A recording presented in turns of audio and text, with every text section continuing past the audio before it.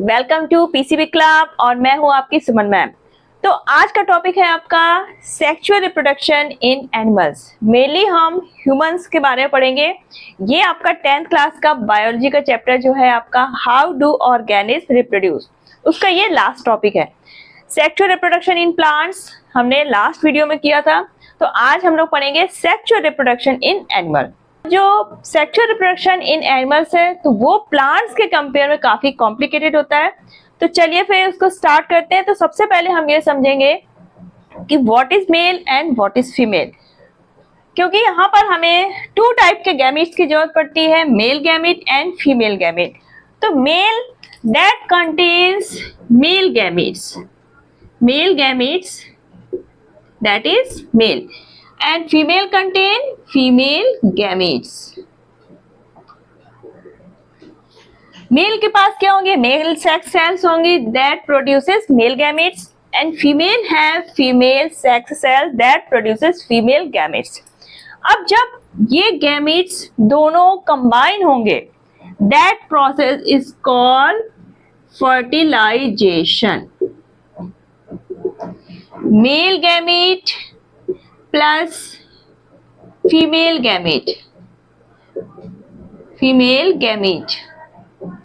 तो जो फ्यूजन होता है आपका male gamete plus female gamete का, that is fertilization and formation of zygote take place. Male gametes is also called sperms and female gamete is called ovum और egg, you can say any of it। तो fertilization क्या हो गया, the fusion of male gamete and female gamete is called fertilization and after fertilization what will be formed, zygote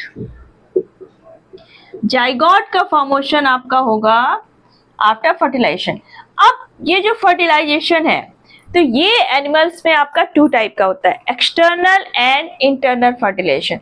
तो what is external fertilization and what is internal fertilization? अब fertilization यानी कि जो fusion हो रहा है आपका मेल गैमेट और फीमेल गैमेट का, तो ये जब बॉडी के बाहर होगा, एनिमल के बॉडी के बाहर, आउटसाइड द बॉडी, तो ये फर्टिलाइजेशन जब हमारा मेल गैमेट और फीमेल गैमेट का जो फ्यूजन है ये बॉडी के बाहर होता है, that is external fertilisation. And internal fertilisation में क्या होगा, जो आपका फ्यूजन हो रहा है मेल गैमेट का फीमेल गैमेट का, ये फीमेल की बॉडी में होगा, इनसाइड फीमेल बॉडी। तो fertilisation take place inside the female body. तो ये तो हो गया आपका external and internal fertilisation. External fertilisation आपको जैसे देखने को मिलता है फ्रॉग में। फ्रॉग में क्या होगा, जो आपका मेल फ्रॉग होगा और फीमेल फ्रॉग सेम टाइम पे क्या होता है, ये रिलीज करते हैं अपने गैमेट्स को। मेल फ्रॉग क्या करेगा, स्पर्म्स रिलीज करेगा और फीमेल फ्रॉग ओवम रिलीज करेगी। और वाटर में ही यानी कि बॉडी के बाहर स्पर्म्स और ओवम का क्या होगा, फ्यूजन होगा, यानी कि फर्टिलाइजेशन होगा और जाइगोट फॉर्मेशन होगा। उसके बाद टेडपोल फॉर्मेशन और फ्रॉग डेवलपमेंट हो जाएगा।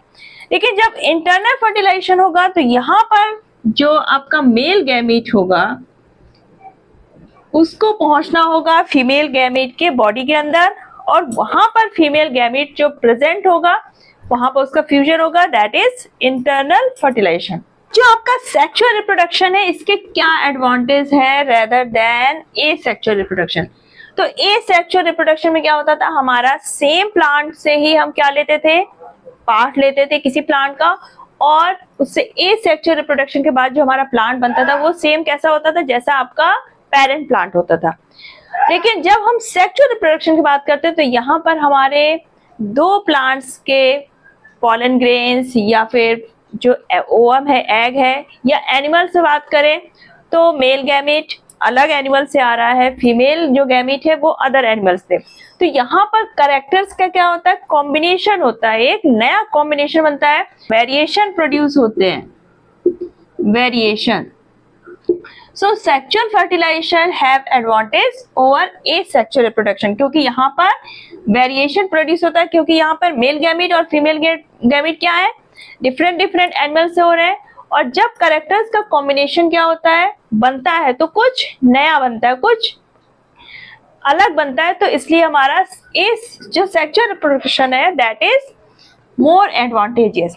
अब हमारा ये क्वेश्चन अराइज होता है कि जब सेक्सुअल रिप्रोडक्शन होता है तो दो गैमेट आ रहे हैं, यानी अलग अलग सेल्स आ रही है, तो यहाँ पर जो हमारा डीएनए है उसके क्वांटिटी डबल क्यों नहीं होती है? नॉर्मल ह्यूमन सेल में 46 क्रोमोसोम होते हैं, लेकिन जो हमारी सेक्स सेल्स होती हैं इनमें हमारे जस्ट हाफ क्रोमोसोम, तो जो सेक्स सेल्स होती हैं इनमें जो डीएनए के अमाउंट है वो जस्ट हाफ होगी, यानी कि जो फीमेल गैमेट होगा और मेल गैमेट दोनों में ही हमारी जो क्रोमोसोम्स नंबर है दैट इज 23 और डीएनए के अमाउंट भी क्या होगी? हाफ। अब जब इन दोनों गैमेट का फ्यूजन होगा तो 23 प्लस 23 46, यानी कि दोनों के फ्यूजन के बाद जो जाइगोट बनेगा उसमें एक सिंगल सेल के अमाउंट में ही डीएनए प्रेजेंट होगा, क्रोमोसोम नंबर भी हमारे 46 होंगे। So this is the reason कि जो हमारा डीएनए है वो सेक्सुअल रिप्रोडक्शन में डबल नहीं होता, क्योंकि हमारी जो सेक्स सेल्स है that contains half amount of DNA और half amount of chromosome rather than somatic cell. जो हमारी नॉर्मल सेल्स है बॉडी की दैट आर सोमैटिक सेल्स, और जो आपके सेक्सुअल रिप्रोडक्टिव सेल्स है, आपके सेक्स सेल्स है, फीमेल गैमेट है, मेल गैमेट है, या स्पर्म या ओवा कह सकते हैं, इनमें हमारे क्या होते हैं? Just half number of DNA and half number of chromosome. इसलिए हमारी जो अमाउंट है डीएनए के वो डबल नहीं होती है during sexual reproduction. How sexual reproduction take place in animals? So this is the diagram to understand the whole procedure. First of all, sperm that is male gamete and ova या egg that is female gamete। तो यहाँ पर आपका ये एक sperm है, इसका nucleus हो गया, ये है आपका एग, यहाँ पर इसका nucleus.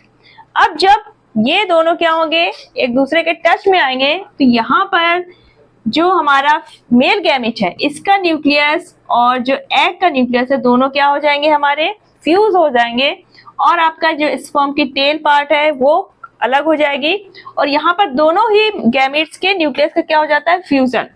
And the fusion of nucleus of both the gametes is called fertilization and zygote formation take place। Zygote आपका एक सिंगल सेल के बराबर होगा, क्योंकि यहाँ पर हाफ क्रोमोसोम्स आपके मेल गैमेट से आएंगे और हाफ क्रोमोसोम फीमेल गैमेट से। तो जाइगोट क्या है? आपका एक सिंगल सेल है, क्योंकि हाफ हाफ पार्ट मिलकर क्या हुआ? आपका एक सिंगल कंप्लीट सेल्स बन गई। अब आपका जो जाइगोट है वो कंटिन्यू डिवाइड होगा और फॉर्मेशन होता है एम्ब्रियो का। एम्ब्रियो आपका वो पार्ट है बिफोर बर्थ जिसमें हमारे बेबी के कोई भी पार्ट्स क्लियर नहीं होंगे। ये सिर्फ क्या होता है? एक ग्रोथ होती है सेल्स की, जिसमें बहुत सारी सेल्स होंगे, मल्टी सेलुलर होगा, लेकिन यहाँ पर उसके पार्ट्स हम आइडेंटिफाई नहीं कर सकते। एम्ब्रियो फर्दर ग्रो होके फीटस कम बनेगा। जो आपका फीटस है दैट हैव मैच्योर, आपके पार्ट्स, आपको बॉडी के पार्ट्स उसमें बेबी में क्या होंगे? क्लियर हमारे दिखेंगे। तो फीटस आपका अनबॉर्न बेबी है that have developed body parts. Foetus further जब बर्थ होगा तो क्या हो जाएगा? आपका यंग वंस। तो इस तरह से ऑल एनिमल्स जो है हमारे वहां पर ये फर्टिलाइजेशन प्रोसेस टेक प्लेस होता है। कुछ आपके यंग वंस को बर्थ देते हैं, कुछ आपके जैसे आपके बर्ड्स हैं तो ये क्या होते हैं? एग आपका बनता है, जहां पर हमारा फर्टिलाइजेशन इनका कंप्लीट हो चुका होता है। बाकी की प्रोसेस क्या होती है? Outside the body. तो अब ये तो हो गया एनिमल्स में। अब बारी आती है ह्यूमंस में। तो ह्यूमंस में सेक्सुअल रिप्रोडक्शन समझने से पहले हमें एक एज समझनी होगी, किस एज पर आपका जो ह्यूमन है या मेल या फीमेल तो वो सेक्सुअल रिप्रोडक्शन के लिए मैच्योर हो जाती है, वो एज कंप्लीट कर लेती है, दैट इज कॉल्ड प्यूबर्टी। तो what is puberty age in males and in female? जब आपका कोई मेल या फीमेल अपने चाइल्डहुड एज में होता है तो क्या होता है? हम उसमें डिफ्रेंशिएट नहीं कर पाते कि वो मेल है या फीमेल। लेकिन जब एक एज आती है उसमें कुछ बॉडी चेंजेस होती हैं, उससे हम समझ जाते हैं कि ये मेल है और फीमेल। तो जो आपका चाइल्डहुड टू एडल्टहुड के बीच जो टाइम है that is adolescence, that is adolescence. What is puberty? तो प्यूबर्टी एक ऐसा टाइम है किसी भी ऑर्गेनिज्म के लिए, जो हम ह्यूमंस के बारे में बात करें तो प्यूबर्टी एक ऐसा टाइम है जिसमें हमारी जो सेक्स सेल्स है वो क्या करना प्रोड्यूस कर देती है, सेक्स हार्मोन्स प्रोड्यूस करना शुरू कर देती है, और जो आपका मेल या फीमेल है वो सेक्सुअली क्या हो जाता है, मैच्योर रहता है, यानी ही और she is able to reproduce. तो सबसे पहले जो हमारी फीमेल्स हैं उनमें जो मैच्योरिटी आती है वो पहले आती है 10 to 12 ईयर्स में, और जो आपके मेल्स हैं उनमें प्यूबर्टी स्टार्ट होती है एट 13 to 14 ईयर।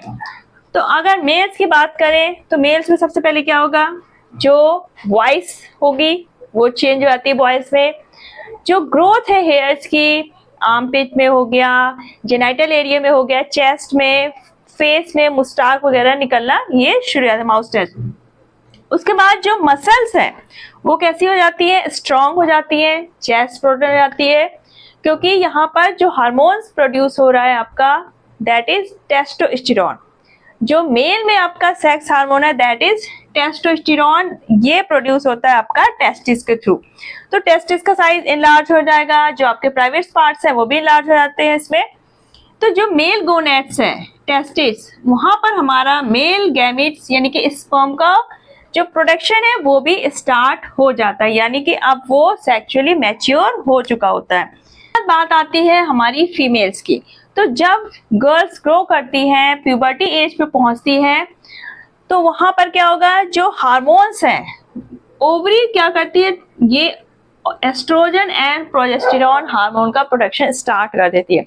अब जब ये हार्मोन्स प्रोड्यूस होते हैं तो उनमें कुछ फिजिकल चेंजेस होंगे, जैसे जो वॉइस होगी वो चेंज हो जाएगी, स्किन पहले से और ज्यादा उनके ब्यूटीफाई भी हो जाते हैं, मेमरी ग्लैंड्स का डेवलपमेंट होगा, deposition of fats in thighs ना, लेग्स वगैरह में, और यहाँ पर जो मेंस्ट्रुएशन साइकिल्स है वो भी स्टार्ट हो जाएंगे, and female gonads start to produce ovum. यहाँ पर अब एग्स का प्रोडक्शन स्टार्ट होगा, यानी कि अब जो फीमेल है वो सेक्सुअली मैच्योर हो चुकी है और वो रिप्रोड्यूस करने के लिए एबल है। तो ये this is the structure of male reproductive system. तो मेन पार्ट्स आते हैं इसमें आपका testis, epididymis, scrotum, vas deferens, prostate gland, seminal vesicles and penis. तो what are the function of different parts of this system? सबसे पहले बात आती है आपकी टेस्टिस की।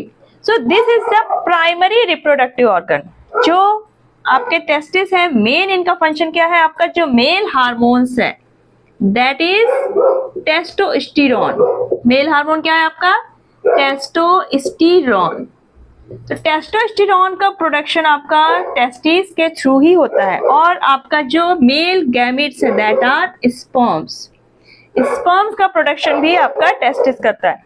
सो testis are primary reproductive organs. These are 2 in numbers and they produce male hormone testosterone and produce male gamete that are sperm. के testis है ये एक small muscular pouch में होते हैं that is called scrotum. ये scrotum abdominal cavity के बाहर होता है। अब इसका रीजन क्या है कि ये abdominal cavity के बाहर होता है, क्योंकि जो आपका स्पर्म है इसके फॉर्मेशन के लिए टेम्परेचर लो चाहिए, हमारी बॉडी से लेस देन 3 डिग्री सेल्सियस। तो आपका जो स्क्रोटम है यहाँ पे टेम्परेचर हमारी बॉडी टेम्परेचर से 3 डिग्री सेल्सियस क्या होता है, कम होता है, जो कि स्पर्म फॉर्मेशन के लिए एक ऑप्टिमम टेम्परेचर होता है। So this is the reason कि टेस्टिस आपके जो हैं वो बॉडी के बाहर एब्डोमिनल कैविटी से बाहर प्रेजेंट होते हैं। सेकेंड पार्ट आता है एपिडिडाइमिस। अब टेस्टिस में क्या हुआ, स्पर्म का प्रोडक्शन हुआ। एपिडिडाइमिस में यहाँ पर क्या होगा, इन स्पर्म का टेम्पररी स्टोरेज होगा। यहाँ के एपिडिडाइमिस में हमारे स्पर्म्स स्टोर हुए, इसके बाद ये जाएंगे थ्रू वास डिफरेंस। ये जो वास डिफरेंस है ये स्पर्म को ले जाती है और कहाँ कनेक्ट करेगी, यूरिनरी ट्यूब में। यूरिनरी ट्यूब जो कि यूरिनरी ब्लैडर से यूरिन को लेकर आ रही होगी। लेकिन जब हमारे स्पर्म वेस्ट डिफरेंस से यूरिनरी ट्यूब तक पहुंचते हैं तो वहां पर जाने से पहले आपका जो सेमिनल वेसिकल है और प्रोस्टेट ग्लैंड, ये अपना जो पार्ट है यहाँ से जो सेक्रीशन होता है वो ऐड होता है स्पर्म से। Seminal vesicles and prostate glands mix their secretion with sperm and that collectively called semen. This is thick liquid and the secretion from prostate gland and seminal vesicles provides nutrition. जो हमारे sperms हैं इनको nutrition provide करेंगे and further इनको आगे flow होने में क्या करते हैं, इजी वेव देते हैं। अब जब हमारे यूरिनरी ट्यूब में पहुंच गए हमारे स्पर्म, इसके बाद ये जाते हैं हमारे कॉमन रूट यहाँ पर यूरेथ्रा। तो जो मेल में आपका यूरिन का और जो सीमेन का पासिंग रूट सेम होता है, दैट इज यूरेथ्रा, और ये पेनिस के थ्रू यूरेथ्रा के थ्रू बाहर आ जाते हैं। तो ये तो था आपका मेल रिप्रोडक्टिव सिस्टम। आता है आपका female reproductive system. This is the diagram of female reproductive system. तो इसमें आते हैं आपके ओवरीज, 2 ओवरी होती है एक फीमेल में, फैलोपियन ट्यूब या ओविडक्ट ये भी आपके 2 होती है, सेंटर में आपका यूट्रस होगा, देन सर्विक्स एंड वजाइना। तो जो आपका ओवरी है, ovaries are primary reproductive organ. Ovaries are primary reproductive organs in female. They produce hormones, estrogen and progesterone. तो what are the functions of ovaries? 2 functions है इसके main. तो ये hormones आपका एस्ट्रोजन एंड प्रोजेस्टेरॉन का production करता है, release करता है, एंड एग फॉर्मेशन। जब फीमेल प्यूबर्टी एज पे पहुंच जाती है तो ये हार्मोन सेक्रेशन शुरू हो जाता है और आपका एग का फॉर्मेशन शुरू हो जाता है। जो हमारी ओवरी है इसमें क्या होती है, बहुत सारी फॉलिकल्स प्रेजेंट होती है, अबाउट थाउजेंड्स फॉलिकल्स प्रेजेंट होती हैं।